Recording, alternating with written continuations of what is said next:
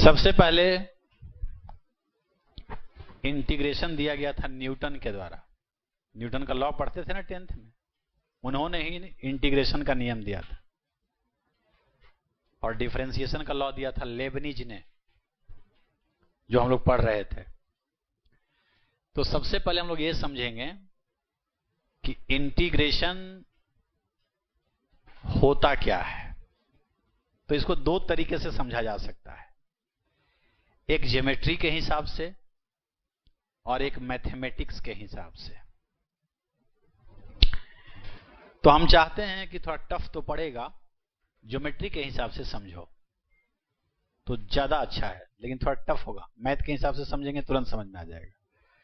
तो पहले ज्योमेट्री से सीखेंगे, फिर मैथ से फॉर्मूला याद करेंगे। देखो ऐसे समझो बच्चा लोग, इंटीग्रेशन का मतलब ऐसे होता है समेशन। समेशन माने सम करना, जोड़ना। लेकिन ऐसा नहीं है कि किसी भी चीज को जोड़ने को इंटीग्रेशन नहीं कहते हैं। ऐसा नहीं कि कुछ भी जोड़ रहे हैं तो उसको इंटीग्रेशन कहते हैं। एक खास चीज है जिसको जोड़ने पर उसको इंटीग्रेशन कहते हैं। वो खास चीज क्या है, जरा इसको समझेंगे कि वो कौन सी खास चीज है जिसको जोड़ने को हम लोग इंटीग्रेशन करना बोलते हैं। क्लियर ना? तो जैसे मान लो कि हमारे पास कोई इक्वेशन है, y बराबर fx एक इक्वेशन है। ऐसे लिखने का क्या मतलब समझाए थे कि y और x में कोई ना कोई रिलेशन है, कुछ भी हो सकता है। तो मान लिया समझाने के लिए यही है, अभी कुछ स्पेशल लेके नहीं चल रहे हैं। और हर इक्वेशन का जब ग्राफ खींचते हैं तो कुछ ना कुछ ग्राफ भी होता है, इसका भी कुछ होगा।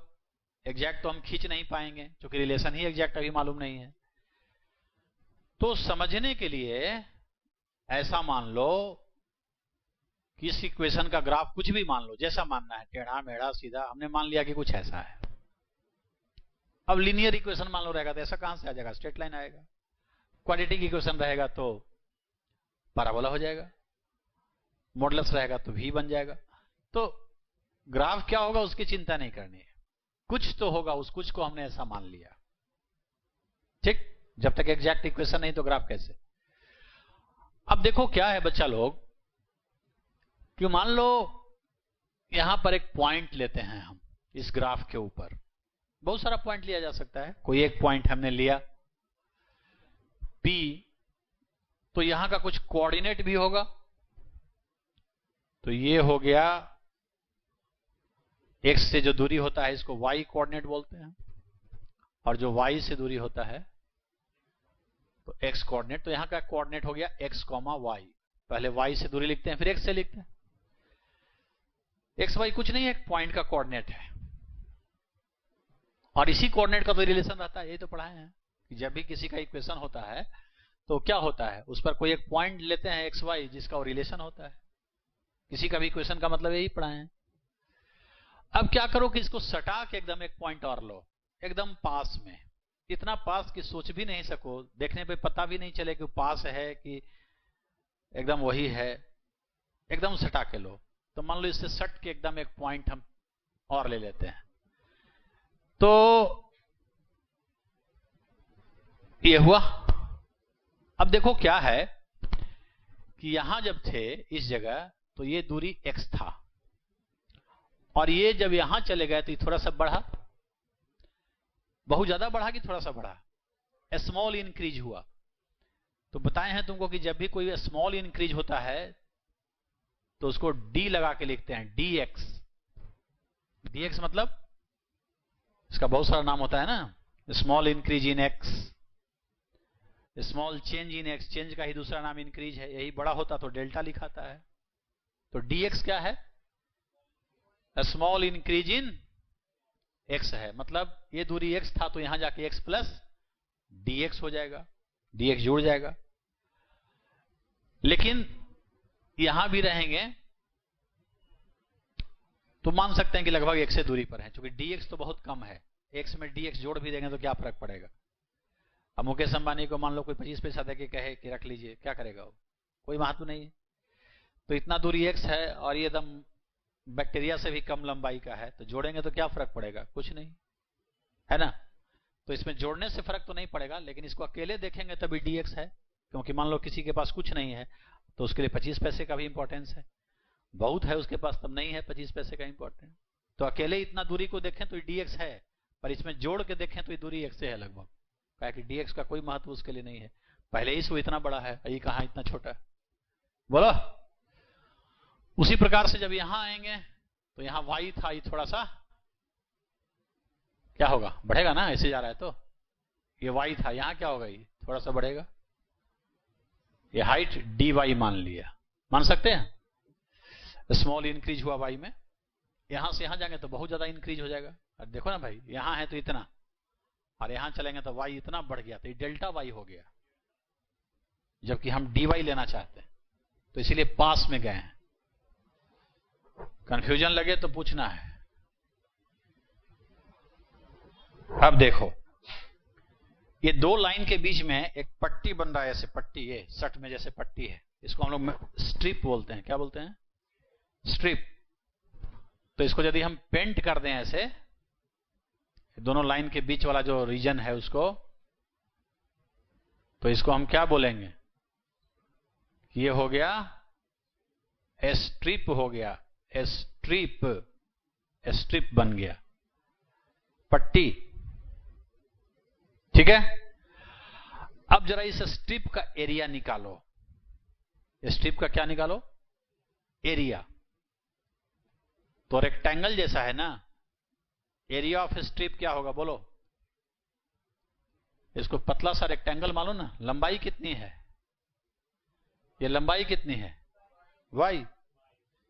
dy कैसे? dy तो ये छोटा सा है, ये पूरा स्ट्रिप का एरिया कितना होगा? अब कहोगे कि y प्लस dy, तो dy के बारे में क्या बताए थे कि y बहुत बड़ा है और dy बहुत, तो बड़ा में छोटा जोड़ेंगे तो कोई प्रभाव नहीं पड़ेगा, इसलिए उसको नहीं लेना है। तो पूरा लंबाई कितना लेंगे? y। आई चौड़ाई कितना लेंगे? ये चौड़ाई dx, ये चौड़ाई तो dx रहेगा ना, जोड़ के देखेंगे तब नहीं लेंगे उसको, लेकिन हम इतना सा देख रहे हैं तो लेवे करेंगे। तो ये हो जाएगा y लंबाई गुने चौड़ाई dx। ये आया समझ में कि नहीं आया? है? यही समझ में आया? समझ में आ गया? ये जो पतली सी पट्टी बनी यहां पे, इस पट्टी की एरिया लिखनी है, तो इधर हो गया y और इधर हो गया dx। कोई बच्चा बोल रहा है कि dy नहीं ले रहे हैं, क्यों? क्योंकि इस y में dy जोड़ेंगे तो कोई फर्क नहीं पड़ेगा, और हमको ये पूरा लंबाई लेना है एरिया के लिए, और इधर बस ये पूरा दूरी नहीं लेना है, क्योंकि इससे स्ट्रिप का एरिया लिख रहे हैं, तो इसका चौड़ाई चाहिए, तो dx लेना पड़ेगा। ठीक है ना? अब ये बताओ कि यदि हम ये चाहें कि हम यहां से लेकर के और यहां तक, ये जो लाइन है, ये ग्राफ और एक्स एक्सिस के बीच का जो एरिया है, डॉट डॉट, वो यहां से लेकर के यहां तक कैलकुलेट करें, पूरा एरिया ये वाला, ये पूरा एरिया कैलकुलेट करें, ये ग्राफ और एक्स एक्सिस के बीच का एरिया कैलकुलेट करें। तो क्या ऐसा किया जा सकता है डायरेक्ट? तो मेरे पास कोई फॉर्मूला है नहीं। कोई बच्चा से हम पूछें कि ये वाला एरिया निकालो इतना, तो डायरेक्ट तुम्हारे पास कोई फॉर्मूला नहीं है, नहीं रेक्टेंगल है नहीं ट्रायंगल है। कोई बच्चा बोलेगा कि ऐसे मिला दीजिए, तब भी नहीं निकलेगा। ये रेक्टेंगल हो जाएगा, लेकिन ये ट्रायंगल थोड़ी है। फॉर्मूला हम लोगों को ट्रायंगल और रेक्टेंगल का एरिया पता है, ये सब पता है। ये बड़ा विचित्र टाइप का फिगर है, नहीं पता। तो हमारा ये कहना है कि ऐसा ऐसा बहुत स्ट्रिप बना दें, जैसे एक बनाए, फिर बना दें, फिर इसके सट्टे बना दें, ये सब स्ट्रिप बनाते जाएं, ऐसे ऐसे ऐसे, ये स्ट्रिप, ये स्ट्रिप, ये स्ट्रिप, ये स्ट्रिप, ये सब स्ट्रिप जो है, और इन सबों का एरिया निकालते जाएं सही, लंबाई गुने चौड़ाई, लंबाई गुने चौड़ाई, तो पूरा एरिया निकल जाएगा जोड़ देने पर। यहां से यहां तक का एरिया चाहिए, तो हर स्ट्रिप का एरिया जोड़ने से एरिया निकल जाएगा। तो हम लिख सकते हैं कि एरिया किसके बीच का? एरिया मतलब घिरा हुआ क्षेत्र, किससे घिरा? ग्राफ, जो हमने ग्राफ लिया था, एंड एक्स एक्सिस के बीच, ये ग्राफ और एक्स एक्सिस के बीच का एरिया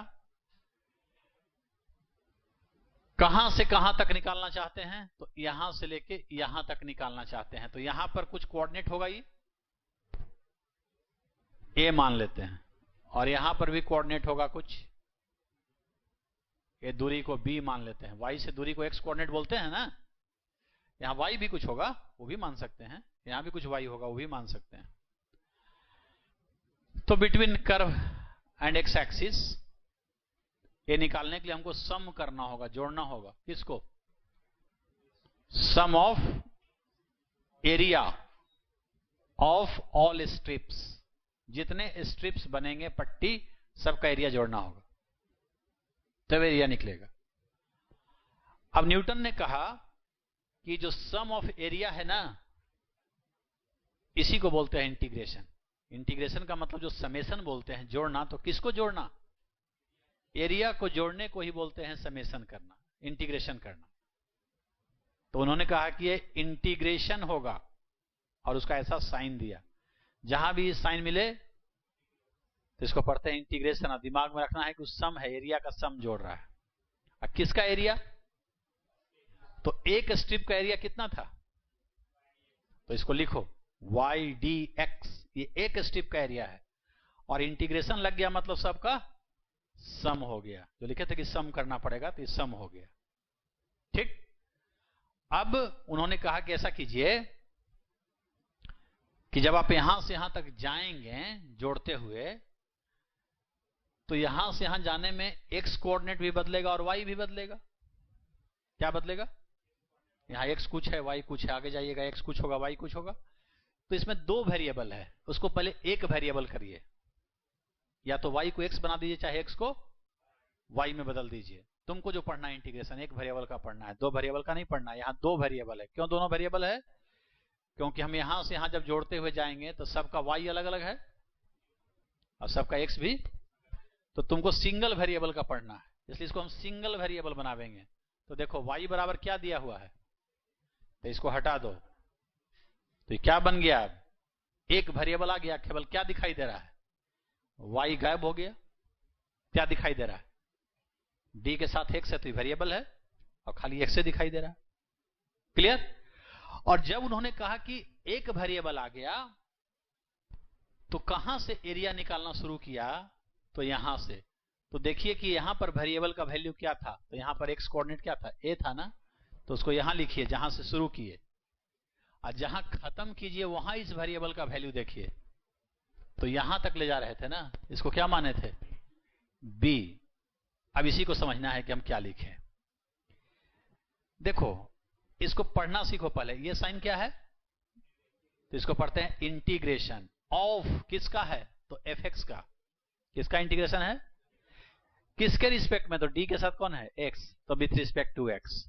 तो जहां भी आज के बाद ऐसे लिखा रहेगा एफ एक्स डी एक्स, तो इसको क्या पढ़ेंगे? इसको पढ़ेंगे इंटीग्रेशन ऑफ किसका? F x. और किसके रिस्पेक्ट में? तो डी के साथ जो रहेगा विथ रिस्पेक्ट टू एक्स। यहां भी विथ रिस्पेक्ट टू का एक्स का मतलब वही है कि एक्स एक्सिस पर कौन है? तो एक्स है। ठीक है। अगर कहीं ऐसे लिखा हुआ है कि वी डी टी, क्या पढ़ेंगे इसको?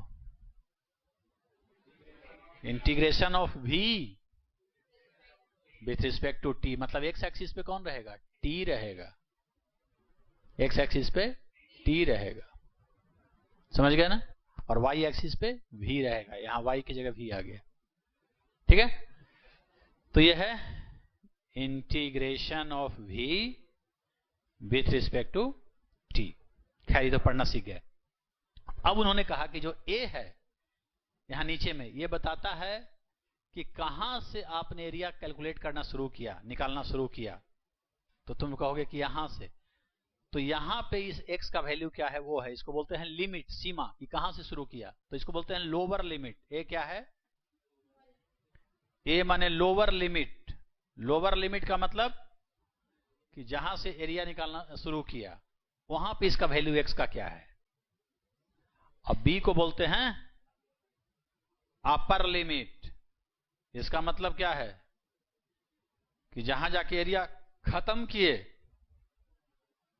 जहां जाके एरिया खत्म किए वहां पे भी एक्स का वैल्यू क्या है। ठीक, अगर ये दे दिए तो इसको बोलते हैं डिफिनिट इंटीग्रेशन। डिफिनिट मतलब निश्चित हो गया कि यहां से यहां एरिया निकाल रहे हैं। और यदि नहीं लिखे तो इनडिफिनिट, जैसे यहां लिखा हुआ है इसमें लिमिट नहीं है, तो कैसा इंटीग्रेशन है, इसमें पता नहीं चल रहा है कि कहां से एरिया निकालना है और कहां तक जाना है जोड़ते हुए। जैसे कोई बच्चा मान लो यहां से शुरू करके आगे तक जाए, कोई यहां से शुरू करके आगे तक जाए, तो सबका लिमिट अलग अलग होगा ना, सबका वैल्यू अलग अलग आवेगा ना। तो इसमें अनिश्चित है, इसलिए इसको डेफिनेट इंटीग्रेशन नहीं बोलेंगे, इनडिफिनिट। तो इंटीग्रेशन दो प्रकार के होते हैं। कौन कौन? इंटीग्रेशन कितने टाइप के होते हैं? ये है इंटीग्रेशन। पहला है इनडेफिनिट। इनडेफिनिट क्या होगा, इसमें लिमिट रहेगा कि नहीं रहेगा? विदाउट लिमिट रहेगा, नीचे ऊपर कुछ लिखा नहीं रहेगा। और ये डेफिनिट, इसमें क्या रहेगा? विथ लिमिट रहेगा। तो पढ़ना सीख गया, लिमिट क्या होता है ये समझ गया। और अगर इसको हम सॉल्व करना सिखा दें कि लिमिट कैसे सॉल्व होता है, चाहे इसका इंटीग्रेशन कैसे करते हैं, तो सवाल बन जाएगा। बट कोई पूछे कि इंटीग्रेशन क्या है तो क्या बोलोगे? कि सम ऑफ एरिया है। एरिया निकालने का एक तरीका है इंटीग्रेशन। ठीक, और पढ़ना सीख ही गए। कोई ऐसे लिखा हुआ है वाई स्क्वायर डी वाई, तो क्या पढ़ोगे इसको? Integration of with respect to Y. आप कोई लिख दे यहां 2 से 4, मतलब जहां से एरिया निकालना शुरू किया वहां y का वैल्यू 2 था, और जहां खत्म किया वहां y का वैल्यू 4 है। लिमिट हो गया कि 2 से 4 तक निकाल। समझ में आई बात? तो इतना ही तो हम समझाए। और एक चीज इसमें याद रखोगे, एक चीज याद रखोगे कि एरिया कहां निकाला था? एक्स एक्सिस पर। तो याद ये करोगे नोट में आज के बाद कि area between graph and x axis यदि निकालना हो तो इसका फॉर्मूला होता है इंटीग्रेशन। एक्स पे निकालना है तो dx लिखोगे और उसके साथ y लिखोगे। क्या लिखोगे? dx लिखोगे और उसके साथ y। और लिमिट अभी नहीं लोगे। लिमिट कब लिया जाता है? जब या तो y x में बदल जाए या x, तो इसमें सिर्फ एक होना चाहिए, कोई एक। तो जो एक बचेगा, अगर x बचता है तो शुरू जहां से करेंगे वहां x का क्या वैल्यू है, जहां खत्म करेंगे वहां x का क्या वैल्यू है। क्वेश्चन से यदि किसी ने x को गायब कर दिया, y ले आया, तो जहां से शुरू करेंगे एरिया वहां y का वैल्यू क्या है और जहां खत्म करेंगे वो लिमिट बैठाया जाएगा। ठीक है, ये फॉर्मूला जरूर याद रखना। ये एक्स एक्सिस पे एरिया ऐसे होता है, और यदि y एक्सिस पे एरिया निकालें तब जैसे यहां देखो, समझ भी सकते हैं कि मान लो ये एक्स एक्सिस है, ये वाई एक्सिस है, और ये कोई ग्राफ है। क्या है? ग्राफ। और किसी ने कहा इतना एरिया निकालिए, ग्राफ और वाई एक्सिस के बीच का एरिया निकालिए, ये वाला एरिया निकालिए भाई साहब, ये एरिया निकालिए। फिर वही बात है जैसे यहां समझाए थे। अगर यहां पर एक पॉइंट लेके हम सोचें, x, y पॉइंट लेकर के कोऑर्डिनेट, तो ये दूरी कितना है? y है ना? बोले देंगे नहीं? तो ये भी दूरी y है।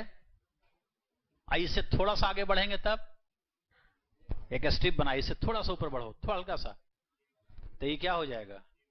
dy हो जाएगा। थोड़ा सा y बढ़ गया, अब बन गया एक स्ट्रिप। इस स्ट्रिप का एरिया क्या लिखेंगे बोलो? इस स्ट्रिप को पेंट करेंगे तो इसका एरिया क्या होगा? लंबाई गुने चौड़ाई। तो लंबाई कितनी है इसकी? यही ना, y से दूरी x है, तो x dy। और ऐसा ऐसा बहुत स्टेप होगा, तो इंटीग्रेशन x dy ना हो जाएगा। तो एरिया ऑन y एक्सिस क्या लिखाएगा, जल्दी बोलो। Area between graph and y axis का क्या फॉर्मूला होगा? इंटीग्रेशन तो लिखवे करेंगे, जोड़ेंगे स्ट्रिप के एरिया को, और y पे निकाल रहे हैं तो dy लिखो, और उसके साथ x आ रहा है।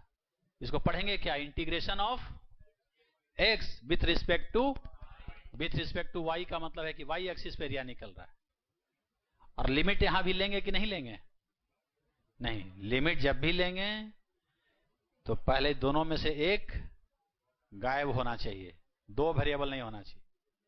तो क्वेश्चन आएगा तो या तो x को y में लाएंगे, चाहे y को बदलेंगे क्वेश्चन की मदद से।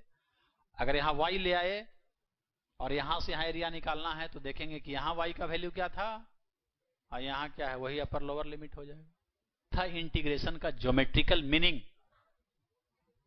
कि इंटीग्रेशन क्या है, तो एरिया निकालने का एक मेथड है। ठीक है, जैसे कोई कहे कि लिखा हुआ है साइन थीटा डी थीटा, क्या पढ़ोगे इसको?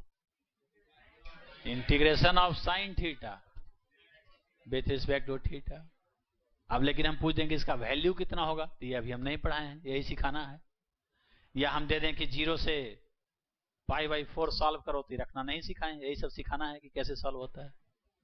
समझ में आई बात?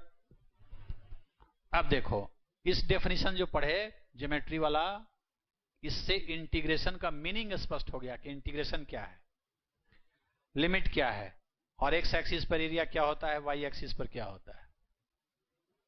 इजी है। x पे तो पहले dx लिख दो, अब x लिख चुके हैं तो y लिखो। y पे निकालना है, पहले dy लिखो फिर x लिखो। अगर तुमसे हम कहें कि ये लिखना सही है कि नहीं, ऐसे लिखना सही है कि नहीं, केवल y लिखा हुआ है, इसको इंटीग्रेशन ऑफ y पढ़ें कि गलत? ये इंटीग्रेशन ऑफ y सही है? सही कि गलत? गलत। क्यों? एरिया कहां निकाल रहे हैं पता नहीं, विथ रिस्पेक्ट टू तो है ही नहीं है, डी वाला टर्म तो है ही नहीं, गलत माना जाएगा। ऐसा कोई इंटीग्रेशन नहीं होता है, ठीक है ना? वो डी के साथ कुछ रहना चाहिए, वो नहीं है। खैर, अब देखो, एक डेफिनेशन तो ये सीखा हम लोगों ने ज्योमेट्रिकल, अब इसको बढ़ाते हैं। अब मैथमेटिकल सीखो, उससे तुरंत सारा फॉर्मूला याद हो जाएगा, तुरंत खटाखट, अलग से मेहनत ही नहीं करना हम लोगों को। Integration, mathematical meaning of integration, वो था ज्योमेट्रिकल मीनिंग, लिख लो ब्रैकेट में, ज्योमेट्रिकल मीनिंग है वो। यह है मैथमेटिकल मीनिंग ऑफ इंटीग्रेशन।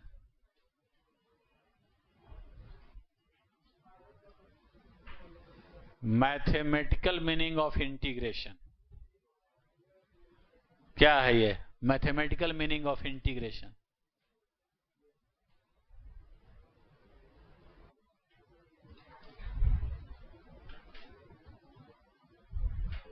देखो, कहता है मैथमेटिशियन लोग इंटीग्रेशन के बारे में कि integration is inverse process of differentiation of different, inverse माने उल्टी क्रिया है, इनवर्स प्रोसेस ऑफ डिफरेंशिएशन मतलब क्या है भाई? उल्टी क्रिया का क्या मतलब है? जैसे देखो, साइन थीटा का डिफरेंशिएशन क्या पढ़ाए थे बोलो? साइन का पढ़ाए थे कॉस थीटा, और फिर इसका तो बने हो जाएगा, यही ना पढ़ाए थे। तो कहता है कि जब इसका डिफरेंशिएशन ये है और इंटीग्रेशन को बोलता है कि इसकी उल्टी क्रिया है, तो उल्टा का मतलब हुआ कि जब इसका इंटीग्रेशन करेंगे तो ये होगा, यही उल्टी क्रिया का मतलब है। जैसे क्या भाई? तो इसका इंटीग्रेशन तो साइन मारो, इसका इंटीग्रेशन। अब किसी के रिस्पेक्ट में तो होना चाहिए, तो किसके रिस्पेक्ट में, वो लिख दो, डी थीटा तो रहेगा ही, और आंसर क्या हो जाएगा, साइन थीटा। यही आंसर हो गया, इतना का इंटीग्रेशन ये होगा, यही उल्टी क्रिया है। समझ में आई बात। अब ये डेफिनिट है कि इनडिफिनिट, ये जो इंटीग्रेशन लिखा हुआ है डेफिनिट है कि इनडिफिनिट, इन, हाँ लिमिट नहीं है ना, तो कैसा इंटीग्रेशन है, इनडिफिनिट है। अब एक बात बताओ, अगर यहां पे हम 2 जोड़ दें तब इस डिफरेंशिएशन का क्या वैल्यू होगा, यहां 2 जोड़ देंगे तभी यही आएगा, कहे कि 2 का 0 हो जाएगा। समझो बड़ी बात हो रही है, यही कंफ्यूज करता है। और 4 जोड़ दें तब भी यही आएगा, और -1 रख दें तब भी यही आएगा, और कुछ ना रखें यहां तब भी यही आएगा। तो यदि ऐसी बात है तो लोग बोलता है कि जब इसका सबका डिफरेंशिएशन यही है और इंटीग्रेशन उल्टी क्रिया है, तब तो कॉस का इंटीग्रेशन लिखना चाहिए था साइन थीटा प्लस 2 हो सकता है, या 4 हो सकता है, या -1 हो सकता है, या 0 हो सकता है। सब का है कि सब का डिफरेंशिएशन यही है और इसकी उल्टी क्रिया है, तो इसका इंटीग्रेशन तो इस सब हो सकता है। तो मैथमेटिशियन लोग बोला कि हाँ सब हो सकता है, ये सही बात है, लेकिन ऐसे कितना नंबर हो सकता है, कोई भी नंबर हो सकता है। तो उन लोगों ने कहा कि इतना मत लिखो, इतना करने का जरूरत नहीं है, ऐसा करो कि यहां पे बस एक सी जोड़ दो। क्या जोड़ दो, और समझो कि उस सी का वैल्यू कुछ भी हो सकता है, वो यहां पे कुछ भी हो सकता है, 0 1 2 कोई भी नंबर हो सकता है। तो खाली साइन का डिफरेंशिएशन कॉस होता ही बात सही है, लेकिन जब कॉस का इंटीग्रेशन करेंगे तो साइन थीटा प्लस सी लिखना मस्ट है। क्यों मस्ट है, क्योंकि यहां कोई नंबर भी जोड़ेंगे तब उसका डिफरेंशिएशन यही रहेगा, तो इंटीग्रेशन करेंगे तो उसका तो कई सारा वैल्यू आ जाएगा, और सी के स्थान पे कुछ भी हो सकता है, इसलिए सी ही रहने दो। अब सी दिमाग में रखो कि वो कुछ भी हो सकता है। तो मैथ के पास यही जवाब है। वो सी एग्जैक्ट क्या होगा वो जब फिजिक्स पढ़ाएंगे तो क्वेश्चन से निकलेगा कि इस क्वेश्चन में सी का वैल्यू 0 होना चाहिए कि 1 होना चाहिए कि 2 होना चाहिए कि 4 होना चाहिए। बट सी वहां लिखेंगे हम लोग कब, इनडिफिनिट में। उसको बोलते हैं कांस्टेंट ऑफ इंटीग्रेशन। क्या बोलते हैं, कांस्टेंट ऑफ इंटीग्रेशन, चाहे इसको इंटीग्रल कांस्टेंट भी बोलते हैं। हियर सी क्या है, बोलेगा नहीं, क्या है सी, यह है इंटीग्रेशन कांस्टेंट या इंटीग्रल कांस्टेंट। कब लिखेंगे, इनडिफिनिट में। तुमको हम दिखाएंगे कि डेफिनिट में वो कट जाएगा, लिखना जरूरी नहीं है, इनडिफिनिट में लिखना जरूरी है। अब आओ, आ जाओ, डिफरेंशिएशन है ना सबका याद, तो लिखते जाओ इंटीग्रेशन। डिफरेंशिएशन सबका याद है कि नहीं है,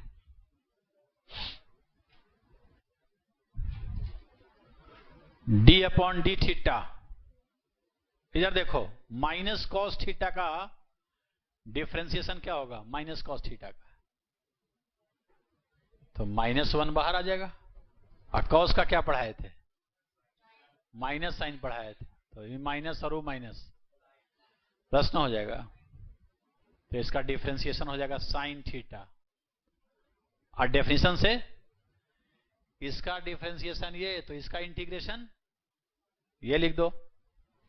तो आज के बाद कोई पूछे कि साइन थीटा का इंटीग्रेशन किसके रिस्पेक्ट में,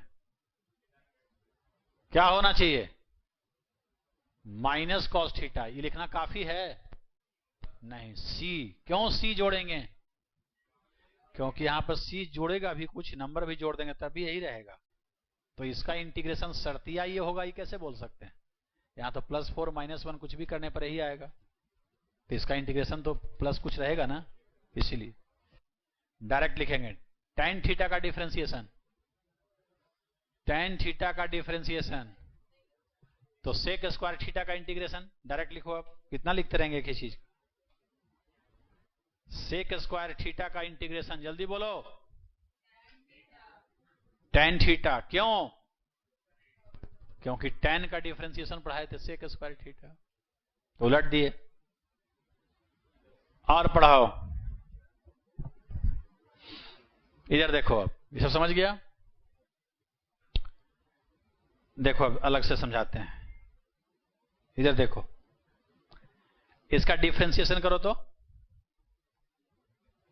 x to the power n plus 1 का डिफरेंशिएशन करो बटा n प्लस 1, इसका डिफरेंशिएशन करो। n नंबर है, यहां n क्या है, लेकिन -1 वो नहीं है, क्योंकि -1 होगा, अगर n की वैल्यू -1 होगा तब तो नीचे 0 हो जाएगा, 0 से भाग देने पे इन्फिनिटी हो जाएगा, अनडिफाइंड हो जाएगा। तो n कोई नंबर है लेकिन वो -1 नहीं है, बाकी कुछ भी हो सकता है। क्या करेंगे डिफरेंशिएशन? ये कांस्टेंट है कि वेरिएबल है? तो इसको ऐसे नहीं पढ़ सकते हो 1/n प्लस 1 गुने x to the power n plus 1, इसमें x नहीं है तो ये कांस्टेंट हुआ ना जी, नंबर है ना। तो कांस्टेंट गुने वेरिएबल, इसमें x है, तो कांस्टेंट गुने वेरिएबल रहने पे क्या होता है, कांस्टेंट बाहर निकल जाता है। और इनटू किसका डिफरेंशिएशन होता है बोलो? वेरिएबल का। क्या रूल है, याद है x to the power n का? क्या? ये तो पहले से है, छोड़ दो। पावर को लाते हैं, कितना आएगा n प्लस 1, इसमें से एक घटाते हैं, और फिर इसका करते हैं तो x का तो 1 हो जाएगा, और इससे कट जाएगा तो क्या बचा, x to the power n। क्या समझा कि इतना का डिफरेंशिएशन ये है, तो इसका इंटीग्रेशन, तो याद कर लो आज का फॉर्मूला कि इंटीग्रेशन किसका, x to the power n का, किसके रिस्पेक्ट में, क्या होता है, n plus 1 divided by plus c। अरे यहां c भी लेके चलेंगे तभी तो यही ना आएगा, यहां c जोड़ के चलेंगे तो वही ना आएगा, तो उसका इंटीग्रेशन में यहां c रहेगा। यहां n क्या नहीं होना चाहिए, क्यों नहीं होना चाहिए, निगेटिव नहीं, केवल -1 नहीं होना चाहिए, बाकी कोई निगेटिव हो सकता है, क्योंकि -1 होने से नीचे में 0 ना हो जाएगा। हाँ, 0 से भाग देने पे इन्फिनिटी हो जाता है, इन्फिनिटी का कोई मतलब नहीं होता है, इसलिए बाकी कोई नंबर है चलेगा। कहोगे कि क्या पढ़ा रहे हैं, इसका एग्जाम्पल समझो, एग्जाम्पल समझो।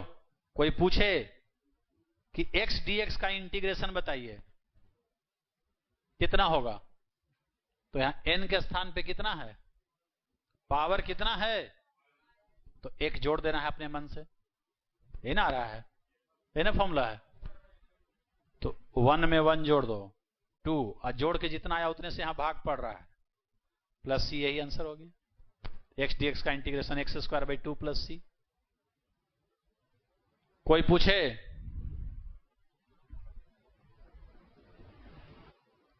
कि रूट x का इंटीग्रेशन बताओ, तो तुम इसको ऐसे लिख दो, x का पावर हाफ dx, फॉर्मूला में आ गया, x to the power n का क्या होता है, तो पावर है उसमें एक जोड़ देना है, तो हाफ में एक जोड़ेंगे कितना होगा, हाफ प्लस 1, और जोड़ के जितना है उससे भाग दे देना है, 3/2 प्लस c। सॉल्व कर दो, x का पावर 3 उलट जाएगा 2/3 प्लस c, यही आंसर हो जाएगा। बहुत तोप चीज है, अरे समझ में आ रहा है। तीसरा एग्जाम्पल, कोई पूछ दे केवल dx का इंटीग्रेशन, इसको ऐसे लिख दो, x to the power 0 into dx लिख सकते हैं। x टू द पावर 0 1 होता है ना, कोई भी पावर का 0 1 होता है, 1 इंटू dx भी यही रह जाएगा। ऐसा करने से क्या हुआ, फॉर्मूला में फिट हो गया, x to the power n में फिट हो गया, n की जगह क्या आ गया 0, 0 में एक जोड़ो, यही ना रूल है जी, यही ना रूल है, ये रूल को याद रखो कि x to the power n का x के रिस्पेक्ट में क्या होता है, जिसका पावर है उसी का x के रिस्पेक्ट में क्या होता है।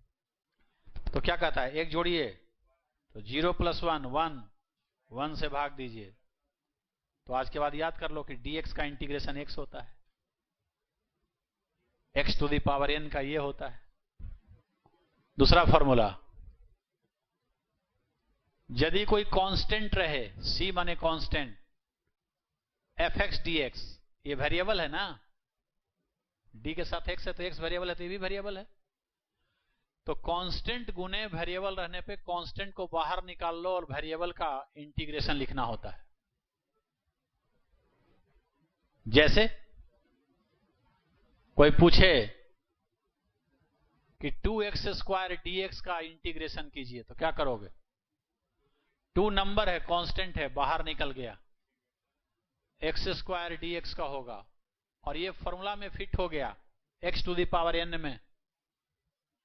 क्या करेंगे? एक जोड़ देंगे, उतने से भाग दे देंगे और लास्ट में कांस्टेंट जोड़। समझ में आया कि नहीं आया? बहुत सारा टर्म यदि प्लस माइनस में रहे, ऐसे इसका इंटीग्रेशन करना हो, प्लस इसका इंटीग्रेशन,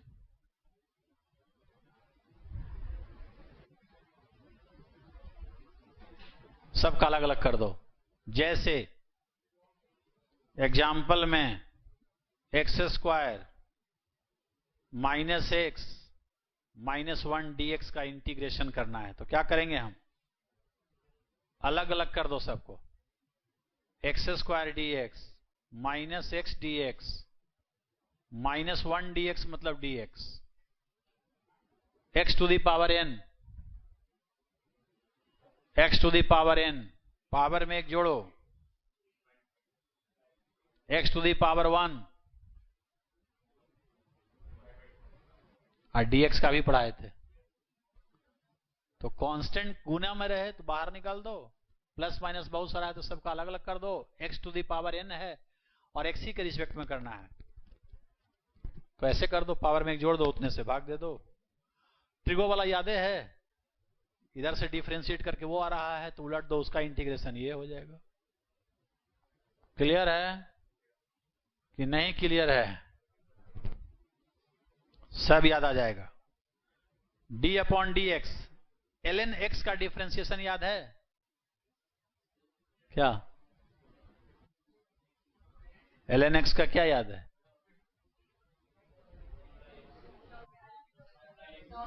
1/x था। इसका मतलब, इसका डिफरेंशिएशन ये है, इसका क्या मतलब हुआ? 1/x का इंटीग्रेशन क्या होगा? +c। तो किसी बच्चे को हम बताए थे कि यहां n-1 नहीं होना चाहिए पावर में, तो हमसे पूछता है कि -1 होने पर क्या करें? यह है ना -1, यही ना है? अरे 1/x का मतलब क्या हुआ? यही ना है? तो कोई पूछे कि यहां पर x⁻−1 हो जाए पावर की जगह तो क्या इंटीग्रेशन लिखेंगे? तो ये फॉर्मूला नहीं लगाएंगे, ये लिखेंगे, ln x + c लिखेंगे। सब समझा देते हैं। e⁻x का कितना डिफरेंशिएशन पढ़े थे? Exponential to the power x,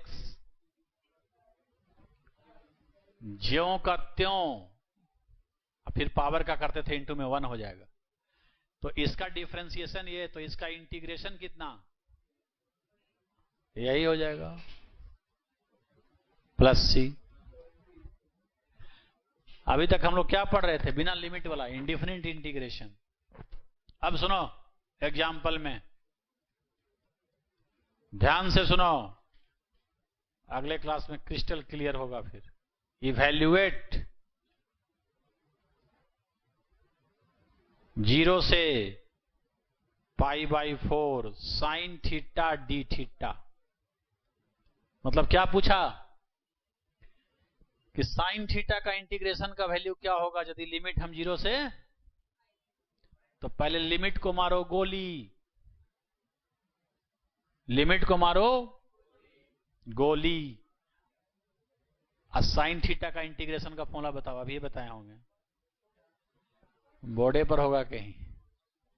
cos theta है, साइन थीटा का इंटीग्रेशन है -cos थीटा प्लस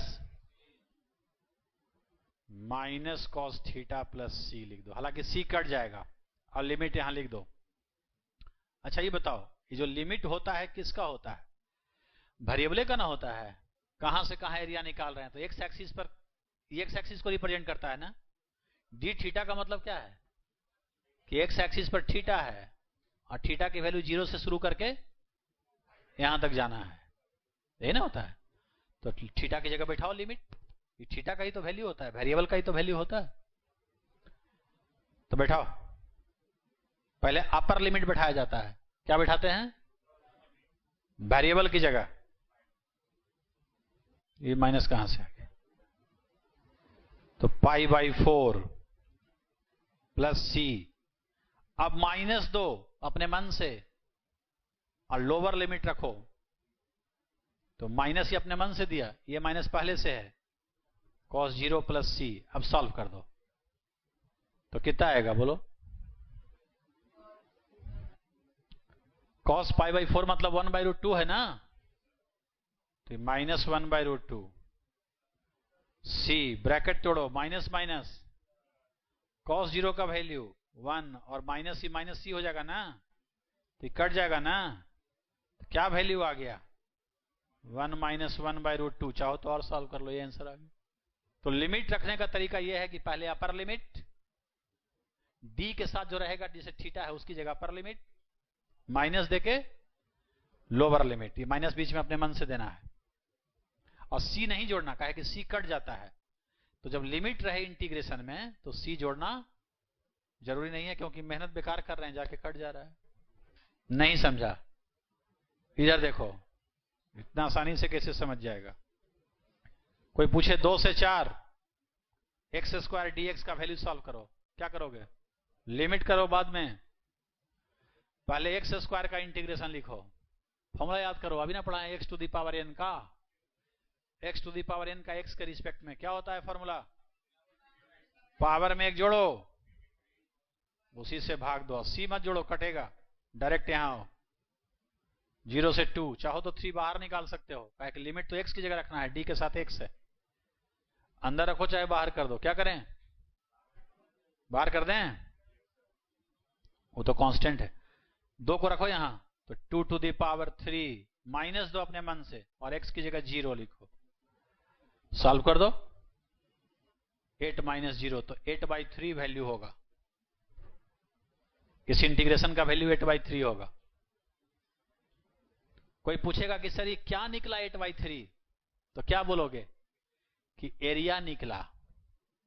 किस एक्सिस पर एरिया निकला, तो डी पर एक्स एक्सिस है, एक्स है डी के साथ, कहां से कहां निकला, 0 से 2 तक।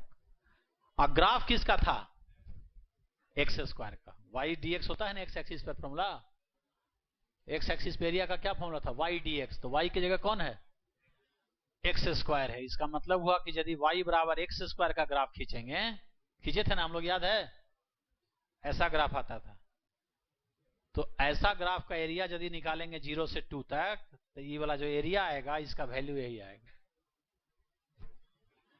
देखो इधर, तो समझोगे कि न्यूटन कितना महान आदमी थे। पहले एक सिंपल सवाल जिसमें न्यूटन को कहोगे, कोसोगे कि वे कौन चीज दिए हैं, और उसके बाद कहोगे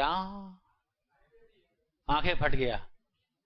इधर देखो, ए बच्चा क्या कहता है कि इफ y बराबर 2x, y बराबर क्या है 2x + 4, फाइंड एरिया बॉन्डेड, जो घिरा हुआ होगा, बाय द लाइन y बराबर 2x + 4 and x axis from x बराबर 0 टू x बराबर 2। ये तो 2 बार लिखिए दिए, इसको छोड़ देते हैं, यहां भी तो मेंशन कर ही दिए। क्वेश्चन यही है कि find area bounded by the line इतना एंड x एक्सिस फ्रॉम इतना से इतना। देखो पहले हम ग्राफ से समझते हैं, इसको समझो ध्यान से। x axis origin, y axis, इसका ग्राफ खींच सकते हो, बहुत बार खींचे हैं। क्या है ये, y बराबर mx + c है, स्ट्रेट लाइन है ना, कहां काटेगा, 4 पे 4 से काटते हुए जाएगा, और x को कहां काटेगा? x को काटने के लिए y 0 करो, -2 पे। इसे भी भूल गया? हम बोलता है कि पढ़ते हैं और मिला दो इसको, यही ग्राफ है ना। कहां से कहां एरिया निकालना है? x 0 यहां होगा से कहां तक? 2 तक। x जब 2 लेंगे तो वहां y की वैल्यू कितनी मिलेगी? कितनी वैल्यू मिलेगी y की? x लिया 2 क्वेश्चन के हिसाब से, y कितना मिलेगा यहां? यहां का y कोऑर्डिनेट पुट करो ना जी, यही ना y x का रिलेशन है। 8, मतलब ये हाइट 8 मिलेगा। ये जो xy पॉइंट होता है लाइने का ना होता है, तो यहां वाले पॉइंट का x 2 है तो y कितना होगा? 8। अब इसका एरिया पूछा है x एक्सिस के बीच, यहां से यहां तक, इसको मिला दें तो एक रेक्टेंगल और एक ट्रायंगल है, तो एरिया कितना लिखेंगे बोलो? इसका एरिया बोलो। ये हाइट है 4 और ये है 2, तो 4 इंटू 2 प्लस ट्रायंगल का एरिया बेस और हाइट, 8 में से 4 गया, 4 कट गया, 12 आ गया। आंसर आ गया। अच्छा, अब न्यूटन लॉ से सोचो कि यही आंसर आता है कि नहीं। अल्टरनेटिव मेथड, दूसरी विधि, alternative method using Newton's law. कहां एरिया निकालना था? क्या बोलते हैं वो फॉर्मूला कि एरिया ऑन एक्स एक्सिस कैसे लिखिए? इंटीग्रेशन dx लिखिए और इसके साथ क्या लिखिए? y। अब फिर दोनों में से एक को रखिए, एक को, तो y को हटा देते हैं, y गिवन है, आसान होगा। dx को हटाएंगे तो हमको इसको डिफरेंशिएट करना होगा, तब dx लाना होगा। उससे अच्छा है कि सीधे y को हटा दो। 2x + 4 dx। अब इसमें क्या दिखाई दे रहा है? वेरिएबल x है केवल। एरिया कहां से कहां शुरू करना है? तो लोअर लिमिट अपर लिमिट बैठा दिया कि x 0 से 2 क्वेश्चन कर रहा है। अब आ जाओ, कितना टर्म है इसमें? 2 टर्म, दोनों का अलग अलग इंटीग्रेशन कर दो।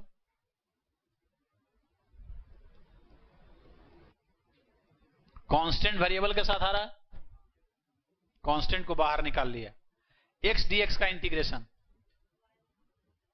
x dx का integration, x to the power n वाला फॉर्मूला हुआ ना, पावर 1 है, अभी ना पढ़ाए थे। x to the power 1, power में एक जोड़े, उतने से भाग दिए। कांस्टेंट गुने वेरिएबल, और dx का भी पढ़ाए थे, x होता है 0 से 2 हुआ। चाहो तो इस 2 को बाहर कर दो, क्योंकि लिमिट तो x की जगह पड़ेगा ना, कट जाएगा। ये क्या बचेगा? 2 का स्क्वायर, माइनस देके 0 रखेंगे, माइनस देते हैं ना अपने मन से। फिर 2, सॉरी 4 था ना यहां, 4 इंटू 2 - 0, सॉल्व करो, 4 + 8 कितना आ गया? न्यूटन भी वही कर रहे हैं कि एरिया 12 आएगा, ग्राफ भी वही कर रहा है, न्यूटन का लॉ सही है। तो कोसोगे न्यूटन को कि भाई क्या दिए हैं, इतना करने से तो अच्छा था, ऐसे ही निकाल दे रहे हैं, है कि नहीं बात सही है? बेकार काम दिख किए वो, अभी समझ में आएगा कि न्यूटन बेकार किए हैं कि अच्छा किए। इधर देखो, क्वेश्चन बदलते हैं तब जरा चालाकी करना। Find area bounded by y बराबर 2x² and x axis from x बराबर -1 टू x बराबर +1। अब जरा चालाकी दिखाओ तो यहां कहता है कि इसका ग्राफ, इसका एरिया निकालिए। ये ग्राफ खींचे हो ना, कैसा होता है ये ग्राफ? हैं? याद करने बोले थे ना, ऐसा होता है। कहां से कहां एरिया निकालना है? -1 से +1। ठीक, जब x -1 लेंगे तो यहां y की वैल्यू कितनी मिलेगी? x -1 का स्क्वायर 2, और 1 लेंगे तब फिर 2। तो ग्राफ और x एक्सिस के बीच का एरिया यही ना हुआ। ये क्या है? दो ट्रायंगल है कि नहीं है? नहीं है, क्योंकि ये लाइन नहीं है। ट्रायंगल में तीनों साइड लाइन होता है, ऐसे है, कर्व है। लाइन का इक्वेशन थोड़े है। इसलिए अब इस मेथड से एरिया नहीं निकलेगा। जन्मों जन्म तक कैलकुलेट करते रह जाओगे, नहीं निकलेगा। क्या करेंगे? एरिया ऑन एक्स एक्सिस का क्या फॉर्मूला होता है? इंटीग्रेशन dx y, और y के बदले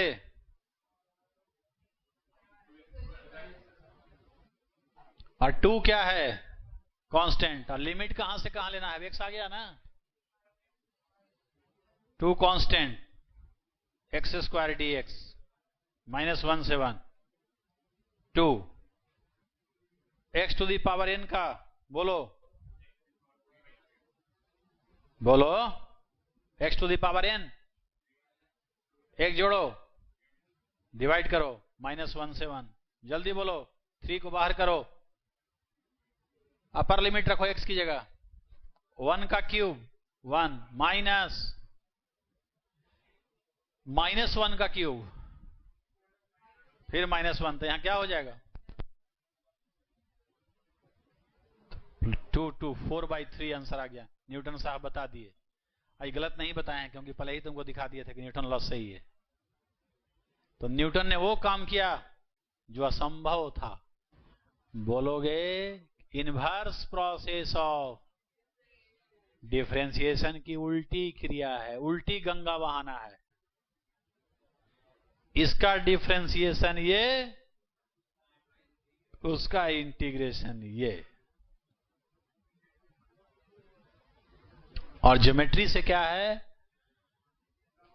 तो समेशन ऑफ एरिया। स्ट्रिप का जब एरिया जोड़ते हैं तो उसी को इंटीग्रेशन कहते हैं।